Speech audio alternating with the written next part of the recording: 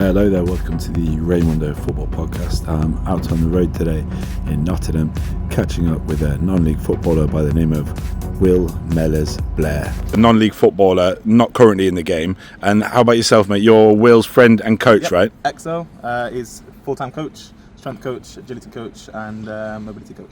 Excellent, man. I look forward to hearing about what you do as well. But obviously, Will, the main man here, isn't it? The footballer on the scene. And so tell me, though, you're not currently in the game, are you? You haven't currently got a team. What's going on this year with yourself, Will? Yeah, so I signed last year for pre-season at Russian and Diamonds. And I was really buzzing about it. But at the end of pre-season, I had a conversation with the club. And it just wasn't right with business. So I took this whole season to focus on the businesses. And now they're all set up, operational. I've got headspace, so now I'm going to get back into the game. Tell me about your business, mate, because I've looked into it myself, and it's very interesting, and it's related to mentality and performance and stuff like that, isn't it? But tell me about it in your own words. Yeah, well, aside from football, I'm a mathematician, and I have been since the age of 6. Yeah. So I've taken that into AI. So I now have 2 companies. One's called Mundo, which is effectively AI for company performance. And the other one, TrueMind, is for athletic performance. So we work with the EFL, I've done work with the Premier League, effectively to help with athletic development, training the mind, like you would train your body.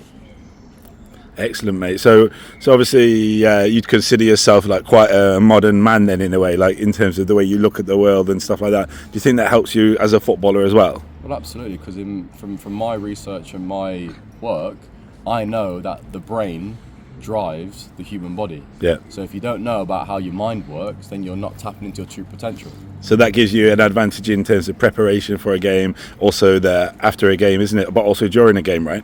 Well, that's it. I mean, if you ask any of the teammates I've had in the past at various levels, they'll tell you straight away that I am a mentality monster, and I have been for my whole career. And even more so now because I know how the brain works. Yeah, and I look forward to getting onto your career because I know you've had a varied and very interesting career. But first of all, XL, tell me about yourself as well, my friend. You're coming on the video with your friend and just bounce off each other. But tell me about what you do as a business as well. Yeah, so I'm singer-songwriter, multi-trade and business owner, as well as been my best friend for many years. So it makes sense to mesh both our talents together. Business, football, strength coach, makes sense. Amazing, mate. So you've seen the highs and the lows of Will's career? Oh, yeah, absolutely. When did you first meet? Oh, more than 15 years plus now. 12? 15 years plus now at this point. Yeah. We've gone through absolutely everything when it comes to business, brilliant, friendship stuff. Yeah. Just general growth as a whole. So you're definitely a good choice of Will's to come on the video and accompany him, right? Absolutely, yeah. I know him in and out, inside and out. Yeah. So let's zoom back to the start of the career, Will, because obviously football fans, we're interested in the person and the story and everything, but really a lot of us, most of us, we want to hear about the clubs, the places you've been, the players you played with, isn't it? And you had an interesting start, didn't you? But where did it all start? What was your first team? You're from Bestwood, right? So did you play for a team up in Bestwood before you went onto the bigger things? So born and raised in Bestwood, and the first team I signed for, only for 6 months, was Arnold Town. Yeah. Of course, they're in about step 5 now, aren't they? Something like that around there traditionally. So Arnold Town for 6 months, but then I quickly got scouted for Notts County. Yeah. So I went to Notts County on trial, but then I got released after the 6-week trial. But then 2 weeks after that, I got a scout for Manchester United. That's insane. So how did that come about? Because obviously I've looked at your career and I know some bits about it. Well, I've looked at all the clubs, but not in detail. What about Man United? How did that happen? Like, how does that come about? Man United come down to Bestwood and scout you out, or? Well, I played in Nottingham. You have like the best players in the city signed for a thing called City Boys. Okay. So then we were playing against all the different cities all over the country. Yeah. So apparently Manchester United, and my scout was named Ray Medwall. Apparently he came to watch me against various teams all over the country. So they had conviction. They came and they met my mum, and then they brought me over. And what year was this then, roughly? I was under 10s when I first went to United. So 23 years ago, like 2013. No, 2003. 03. We've been 03, 04. Yeah. That seems like such a long time ago. And of course, that's in the prime of Alex Ferguson's time there. The youth academies still buzzing. Obviously, the likes of Wes Brown, John O'Shea, Darren Fletcher were coming through. Paul Scholes, Ryan Giggs, Mikel Sylvestre.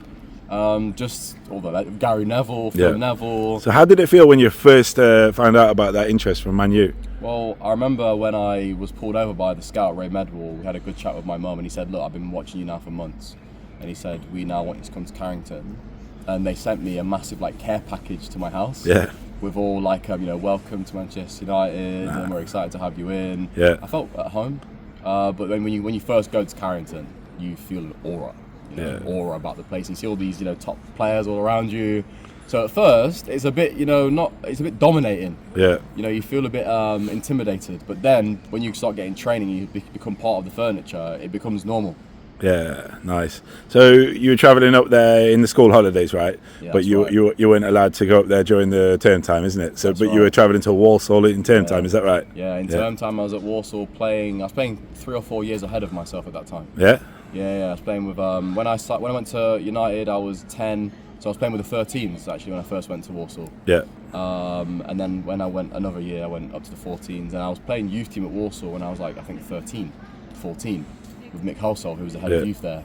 So Walsall, love that club. What a great club. And what about you, so what would you say if say for example you met you got a call off a young person who just joined Man United's youth academy, say age 10 or 11 or whatever, what would be your advice to them in terms of how to approach the situation mentally? Yeah, agreed. I think the main point is obviously they need to first initially know what they want longevity wise out of this as a whole. So first getting the mind right, physical factors right, making sure they've got the right team around them, people around them, routine around them as well. Yeah. And making sure they're honing in on that really, because I think a lot of the time people can go amiss when it comes to going to the larger, bigger leagues, when they're missing the smaller things in between that are really, really building your foundation at the end of the day. A lot of people suffer as well, don't they, with the homesickness. I suppose that wasn't the case for you, was it? Because you only went up there during holidays and that. Yeah, so obviously school holidays, so Christmas, any bank holidays, any inset days, Christmas, summer, they put you in a hotel, and you'd be in a hotel. So it felt a bit like a home away from home. Yeah. When you were there, you got everything. You were very well treated. But a bit strange as well, isn't it? Thinking about it, for a young child to be put up in a hotel and given everything, it's a bit weird, isn't it? But obviously, it's good, but there's risks to it as well, isn't there? Even to interject with that, back to further my point, it's just more to do with providing that they've got the right people around them, and they know what they're putting themselves into. Because at the end of the day, same when it comes to race car drivers, start from such a young age as well. It's mainly knowing what it takes to go into it, and obviously he was prepared for it, and obviously look where we are now. So it's more of a case of knowing what the foundations are required and just moving forward accordingly, kind of thing. That's it. Yeah, a lot of players get imposter syndrome. Right. Meaning, I'm not meant to be here. I shouldn't be here. Yeah. And I've worked with players and athletes across all different leagues when it comes to the mental side of the game. And a lot of them get scared because they don't believe they should be in that environment. But at United, they don't make you feel like that. They make you feel like you are a part of this. So tell me, Will, who was the best player that you ever played with at Man United at that level? That's an easy one. Ravel Morrison. Yeah. By a country mile. It's Rio Ferdinand. Even Alex Ferguson said he's one of the best players ever to come through the academy. Yeah. So would he be comparable to say Ryan Giggs in terms of youth talent? Everyone at United would say he's a lot better. Really? Yeah. Wow. Yeah. It's a shame about his mindset. Everyone, and even he would say that talent-wise, the best player ever. Yeah. Also Jesse Lingard. Yeah. Back then, but he was really small. But he was just technically very, very gifted.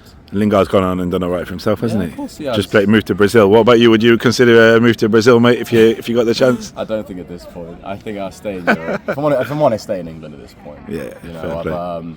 I've got to a place in my life now where football for me is going to be a release, going to be an outlet. Of course, I want to play at a great level, as best levels I can right now. But so just remind us, you're looking to move back to step 3, isn't it? Yeah, step 3 I'm going to go back into. So that would be the likes of, say, Ilkeston Town or something like that, isn't it? Yeah, so Northern Premier League, yeah, or the Southern League Central. Yeah. Excellent. And I've played that level before. I've been promoted out that level before. Yeah. I've got good exposure to that level, so that's where I believe I can go back in and make an impact straight away. Tell me about when you got released by Man United. Yeah. So what happened was, Walsall offered me my scholar 4 years early. Yeah. So United said, it's a good opportunity, we'll keep our tabs on you. Okay, so I was see. playing under 18s at 14. Really? So that was the whole trajectory, was to be in the first team as a really young boy. Yeah. So that for me, I felt really, accommodated. So when I left United, I was a Walsall lad, but I was still technically a Man U boy. Yeah. So I can sort of imagine it, yeah. Yeah. And every now and again, you know, I go up to United to go and play in the Milk Cup or the Night Cup. Every now and again, but I was mainly a Walsall player at that point. Yeah. And what about you, XL? What do you reckon for a, 13-year-old, 14-year-old at that time playing in the under-18s? That's got its own pressures, isn't it? Of course, yeah, definitely a lot of pressures. It's like always swinging back to what I was saying initially. He had the mental fortitude initially. He always also had the physical output as well. So sometimes if you chuck them in the deep end and they're prepared for it, they can obviously thrive as well. But I think the main point is understanding exactly what they want at the end of the day. And really, this is someone that knows exactly what he wants. So that's it. Walsall's a proper club, though, isn't it, mate? To be fair, like West Midlands, proper club, isn't it? So, like, how long did you spend there, and what kind of level did you end up playing at? Yeah. So when I went to Walsall properly, I was under like 13s, 14s. Yeah. And then I was playing always above myself. Yeah. And then when I got into my scholarship years, so under 18s, I played, you know, first year, second year scholar. And then from there, I got released. My second year, to be honest, was a bit of a nightmare because I got I injured my ankle in the first pre-season game, and I was out for like 4 months with it. It was really, really bad. The surgeon said, the doctor said I should have broke it, but I had like a high ankle sprain. It was really, really bad. Yeah. So I didn't have the opportunity for second year to demonstrate my ability. First year, I was playing all the time. I was with the first team all the time. Yeah. So it was looking good. You know, Chris Hutchins and Martin O'Connor, the managers, were really happy with me my first year. But that's what happens in football, you know what I mean? So looking back at it, it is what it is. And it says, I read somewhere, because obviously I did my bit of research, and I read that Dean Smith was the one that let you go. Was he aware of you, and was he the one that let you go? Yeah, so there was me. So at the time, I'm traditionally number 10. Yeah. But when you get into the youth team, they like to put you in a box. So I was put into the winger box. Okay. You know, left mid, right mid, or... but Dean Smith came in, amazing manager by the way, great manager. Well, he's certainly gone on to prove that. This is what I'm saying, great manager, but he was the first manager that we had who was very, very tactical. And there was another lad who played on the wing who used to come inside, whereas me, as a winger, because I'm quick, I used to like going on the outside. But he wanted to be a bit more modern. So I think he just favoured the other winger to me. Yeah. But that was fine. Look, he's an incredible manager. I learnt a lot from him, but yeah, he was the one that released me. Oh, you learnt a lot from him there, did you? I learnt a lot from him. So you trained with the first team and everything, yeah? Yeah, absolutely. Oh, nice. Right then, so new location, mix it up. So tell me, mate, what happened when you left Walsall? Yeah, so I was obviously offered an opportunity to go to America to play full time, but also get my degree. Okay. So I knew that I wasn't going to chase it in England. Yeah. So I played a bit of step 4. I was at Long United. You had a good season there, didn't you? Yeah, I did. I think I scored 15, 16 goals. And you were 18 years old, so you must have been regarded as a hot prospect in non-league. Yeah, that's it. But back then there was no Twitter. Yeah. There was just word of mouth. Yeah. I reckon if I would have, posted all my goals and assists, I would have got some attention. But who cares?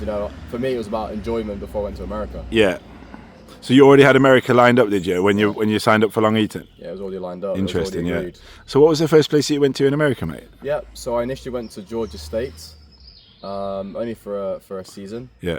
Did really well. I got ranked, I think, top 50 players in the whole country. Is it? At the time. What, at that level? Just in the whole country. Yeah? Yeah, that was just based on stats. Because Americans love stats. Yeah. And then I got the opportunity to move to Michigan for the rest of my career there. Detroit, yeah?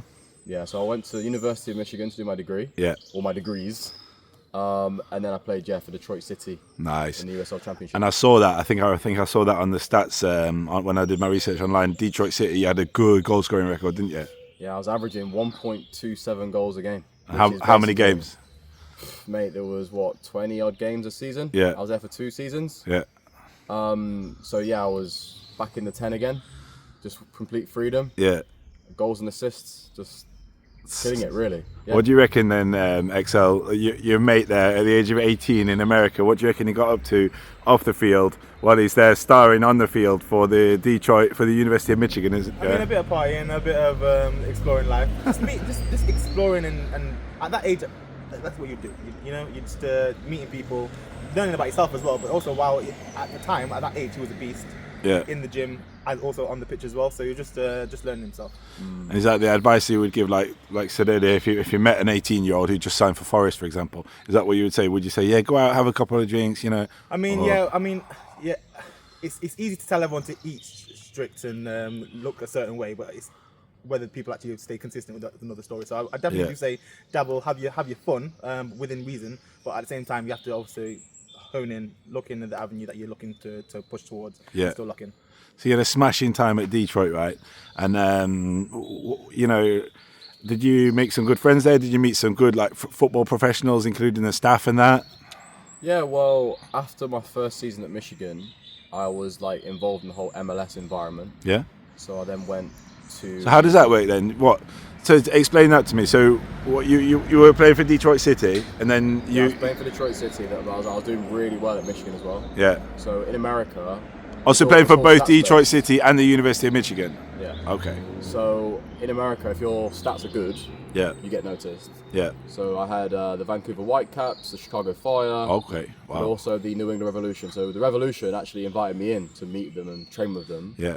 So I was playing with loads of internationals. That's insane. I was there for a while. I met Tom Brady. So that would have been around 2000. 2014. I was 14. 14, yeah. I was 14. I was living in Boston next to the Harvard University campus. Yeah, excellent. Because they were planning to draft me after university. Yeah. So I was there doing really well. Jay Heaps, the manager, really liked me. But yeah, I had a great time in the as part of the MLS kind of environment. That's insane, isn't it? And you know, I really like the MLS, and I really like the whole culture around it, and I like the level and the fact that you know you got a mixture of young American players as well as South Americans and people going over there from Europe. How did it feel like being involved? How did it feel being in and amongst it? Did you feel like you were gonna crack it? Yeah, well, the thing is, in America, if you're athletic, quick, fit, you've got a chance, technicality wise. Yeah. If you've got that, it's a bonus. So I've always been quite a technical player. Yeah. So I had to like really learn the strength elements. I had to really get to grasp with the physicality. So once I added those things, I felt at home. Yeah, nice, mate, nice. Excellent to hear the inside track from America then in the USL Championship, isn't it? And all that. I love all that, and I've done a number of podcasts with people over the internet about the USL and that. But tell me, what was the reason why you came back from the States, mate? Yeah, so when I graduated in 2015, my mum was diagnosed with COPD, which is basically a chronic lung disease. Yeah. So for me personally, I didn't want to play in America. I wanted to come back to England and prove myself. So I signed with an agent, Tony Finnegan, of Players Lounge. He had players like Yannick Bolasie, Punchin, Leighton Baines as part of his portfolio of players. So I thought, brilliant. I'm in good hands. Let's go and try and crack it in England. Yeah. So what was the first club you joined when you came back then? So I got sent to Boreham Wood. Okay. Just to train. It was end of the season. I went to Boreham Wood for like 6 weeks just to get just to remain fit and stay up amongst it with Luke Garrard. Great manager, by the way. Luke Garrard, I know that name. Where do I know that name from? Boreham Wood manager. Is he still there now? Playoff final now, aren't they? Is that right? Is he still? So he's been there for like 10 years. For years. Luke Because Garrard. He's a fantastic manager. Yeah. Excellent. And we had a great time. He said, look, come and enjoy it. Come and get the most out of it. So what did you do? You mainly trained there. Yeah, I was training every day full time. And how long were you there for then? About 6 weeks at the end of the season. Yeah. I've been down to Boreham Wood. It's cool, isn't it? On the north end of London, isn't it? I watched the match there. The Arsenal academy and their B team play at the Boreham Wood Stadium. Yeah. And then I went to Notts County. Oh yeah. That nice. pre-season with who was the manager then? John Sheridan. Oh yeah. John Sheridan was the manager. Yeah. What happened at Notts County then? Yeah, so I went on. I played a trial game. Yeah. I scored a hat trick on my trial game, and then it caused a lot of noise. All the papers were like, this Will Mellors-Blair, who's this? So I was in for basically like 3-4 months with the first team. Wow, nice. Playing with the Rezzies, in and around the first team every single day. Yeah. But unfortunately, I didn't get offered a deal. My agent and we thought we did enough to get a 1 year at least, but didn't quite work out, which is fine. I mean, look, I was training with the first team every day. John Stead, playing off John Stead. Oh yeah. Which was brilliant. Yeah. Wow. Proper. He's had a good career, hasn't he? Yeah. Well, he did have a good career, didn't he? Yeah. Played on till he was in about 40 in the end as well, didn't he? Mate, Steady's a good guy. Yeah. But loads of players. Jonathan Fort. Yeah. Was in there. Scott Loach, the keeper. Shola Ramiobi was there at one point. He wasn't there when I was there. But I mean, look, it was a good experience. Yeah. Playing around a League Two environment was good. Yeah. So what happened after Notts then? Yeah. So I left Notts. I went to go play Step 3. So Colville. Was it Colville? Colville, yeah. So it's Leicestershire, isn't it? Just outside with, Leicester. Tommy Brookbanks. But if I'm honest, because my mum wasn't doing too well, I wasn't right in the head. Yeah. So physically I felt good, technically I felt good, but I wasn't mentally right. So I was basically chasing the game when I wasn't probably supposed to chase it. Yeah. But, that was what it was back then. That's it. And what do you reckon, XL? It's a challenge, isn't it? Because obviously I'm a fan. I started doing this, but essentially I'm not a fan, and a lot of us are fans, and we forget, don't we? Sometimes, a lot of the time, actually, we forget that players are human beings as well. They have personal relationships. So obviously, Elliot Anderson's been in the news recently. He's in a superhuman way. He's carried on through the tragedy of his mother passing, but I think on any given day, player you can look at a player and you wouldn't know, but they may be going through some sort of personal tragedy, isn't it? Yeah, I think it's that juxtaposition that people don't necessarily recognise that players go through, because a lot of the time they get put on such a pedestal, which rightly so, because obviously they provide a lot of value. Yeah. A lot of people kind of skip past the fact that they're actually human, and Yeah. they actually do go through real people and real world things as well. Yeah. And a lot of time that's easily skipped past when it comes to specific expectations of that actual player in any kind of facet. Do you think they feel like they have to kind of put on this face like nothing's happening, Well, to a degree, pretend? you definitely do have to embody a different type of persona than an average person would do, if you want to put it that way. Yeah. Just for the fact that you have to have like hard shell and hard armor to be able to weather the storms that a footballer would go through. Yeah. Whether it be in the fame side of things, whether it be in the notoriety, but like and on the largest scale, the expectations of being able to perform as well. That's it. But with that topic of Elliot Anderson, I think that he's been shown some superb compassion by the club and also his colleagues, isn't it? His teammates. Yeah. Did you have any good stories about teammates, maybe, or club staff who helped you out when you were going through these kinds of problems? If I'm honest, I didn't have that much support because back then there was no discussion on the mental side of things. Obviously as time's gone on, the mental health and the mental side of things has been more publicised. Yeah. But I was in silence. I was suffering in silence. The brave face, just crack on is how we do it in England. Yeah. So I was suffering in silence. But looking back at it, I wouldn't change anything. But back then I didn't think, I should talk about my emotions. Do you know what I mean? It's a relatively new thing, really, isn't it? To be fair, I mean, years. I suppose we've been talking about it gradually over the years, but I think nowadays, like probably literally just the last few years, isn't it, where it's really become a thing where like you see that Vitor Pereira, the Forest manager, for example, he's very kind of like he's giving everyone hugs and stuff, and it's all very like nicey, isn't it? Because I think one of the reasons for that is because in order for players to prosper these days, you've got to be nice to them, haven't you? Because you've got people like Guardiola being nice. It's part of the game, isn't it? Yeah, to agree there. Also, as well, like there was a very strong stigma previously in the football sphere to batter the players and keep having the expectation of the same performance, or if not better. Yeah. But then you have to think about it. If we then go back to the original point of them still being human beings, you can't expect that and then expect increased in performance if you're consistently battering them, whether it be in a physical form on the pitch, extra expectations, or on the emotional side of things, completely like shouting and not giving them the actual accolade that they deserve. Yeah. Certain things like that. So I think it's more to do with the stigma of people actually appreciating the fact they are human beings, and I think that's getting adopted a lot more. So I do respect that.